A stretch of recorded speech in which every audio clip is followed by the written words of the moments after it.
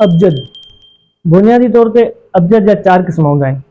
अबजद कमरी, अबजद शमसी, अबजद मलफूज़ी ऐं अबजद अरबी अदबी।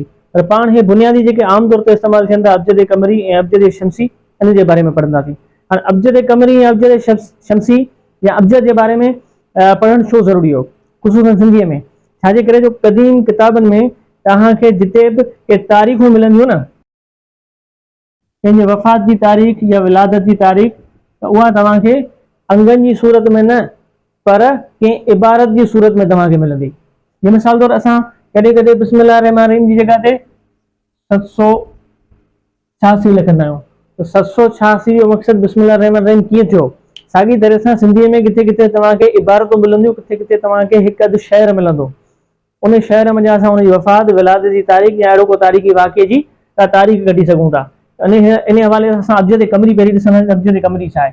अलफ़ बे जीम ऐं दाल, हिननि जो मुल्ह जेको आहे उहो 1 2 3 ऐं 4, हिनखे असां छा चवंदा आहियूं? अबजद। साॻी तरह सां असां 3 अखरनि जो अदद कढंदासीं।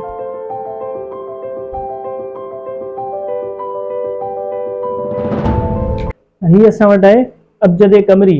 अबजद कमरी में जेके जेके हे हर्फ़ ॾिनल आहिनि, इन्हनि जे अॻियां इन हर हर्फ़ जी मुल्ह ऐं उनजी क़ीमत ॾिनल आहे। ठीकु आहे। मिसाल ॻाल्हि, असां का इबारत खणूं था या को अंग खणूं था त उन जो असां अबजद कढी ॾिसंदासीं।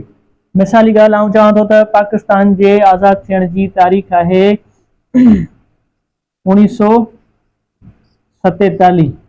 हाणे अगरि असां हिनखे इबारत में लिखूं त कीअं लिखंदासीं?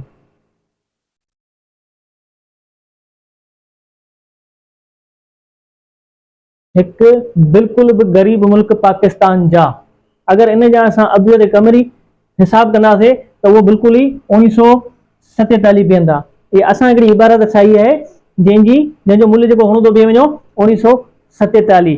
त क़दीम किताबनि में तव्हांखे किथे किथे इबारतूं या किथे किथे शाइर मिलंदा, त उन्हनि जो तव्हां मुल्ह जेकॾहिं कढंदा त उनजी तव्हांखे वफ़ात जी तारीख़ या को तारीख़ी वाक़ियो या उनजे विलादत जी तारीख़ मिली वेंदी तव्हांखे। त इन जे करे अबजद कमरी ज़रूरी आहे। हाणे चवंदा अबजद शमसी। अबजद शमसी में हर्फ़ इहे ई हूंदा, उनजे मुल्ह जो थोरो फ़र्क़ु तव्हांखे नज़र ईंदो।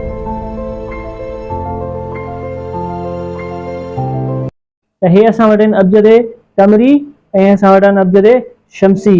अगरि अबजद कमरी ऐं अबजद शमसी जी असांखे थोरी घणी ॼाण हूंदी त असां कंहिं बि इबारत जा अदद आसानी सां कढी सघंदासीं।